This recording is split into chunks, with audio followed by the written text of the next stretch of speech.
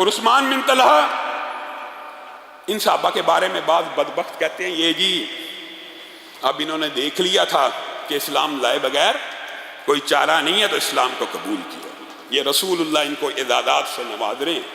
عثمان بن طلحہ، رسول اللہ صلی اللہ علیہ وسلم نے ان کو اتنا بڑا اعزاز بخشا ہے کہ شاید ہی کسی اور صحابی کے نصیب میں آیا ہو۔ فتح مکہ کے موقع کے اوپر یہ طویل واقعہ مختصر کرتا ہوں، آپ کے سامنے پہلے رکھ چکا ہوں، انشاءاللہ فتح مکہ کے باب میں اس کو تفصیلاً بیان کریں گے۔ عثمان بن طلحہ کو بلایا گیا، وہ ایک لمبی چوڑی داستان ہے، حضرت عمر کو بھیجا وغیرہ۔ بلاہر آئے تو رسول اللہ کہنے لگے عثمان آپ ہمیں خانہ کعبہ کی یہ جو دروازے کلید بردار سے دروازہ کھول کے چابیاں دے کے گئے ہیں، کیا آپ ہمیں چابیاں دینے کے اوپر راضی نہیں ہیں؟ اللہ کے رسول یہ بات نہیں ہے، آپ کے اوپر ایمان لے کے آ گیا ہوں، اسلام کو قبول کر لیا ہے، لیکن پچھتاتا ہوں کس بات پہ؟ کاش اس دن آپ کی حدیث کی اہمیت کو سمجھا ہوتا کہ یہی مکہ تھا، یہی خانہ کعبہ تھا۔ آپ ایک دن آئے تھے اور مجھے کہنے لگے تھے عثمان خانہ کعبہ کا دروازہ کھول دو، میں 2 رکعت نماز پڑھنا چاہتا ہوں۔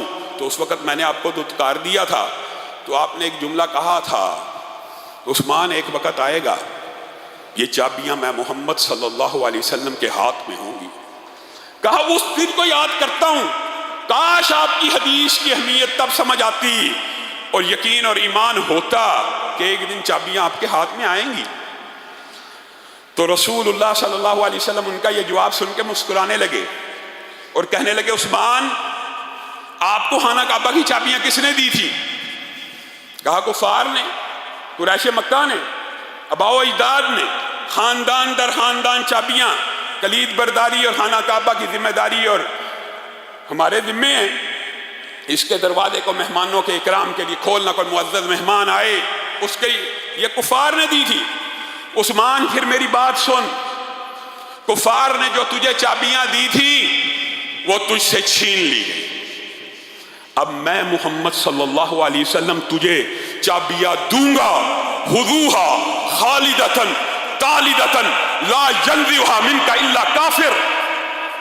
اب میں محمد تجھے چابیاں دیتا ہوں، اب میں محمد تجھے چابیاں دیتا ہوں صلی اللہ علیہ وسلم، اور اس اعلان اور پیشین گوئی کے ساتھ دیتا ہوں یہ چابیاں قیامت تک تیرے گھر میں رہیں گی، یہاں تک کہ ایک حاکم آئے گا جو کافر ہوگا، جو ظالم ہوگا، جو فاجر ہوگا، وہ تجھ سے یہ چابیاں چھین لے گا۔ آج رسول اللہ کی اس حدیث کو گزرے ہوئے کتنا عرصہ بیت گیا؟ 1450 برس تقریباً۔ جائیے نیٹ اٹھائیے، معلومات کی دنیا دیکھیے، سرچ کیجئے، چابیاں آج بھی عثمان بن طلحہ کے گھر میں موجود ہیں۔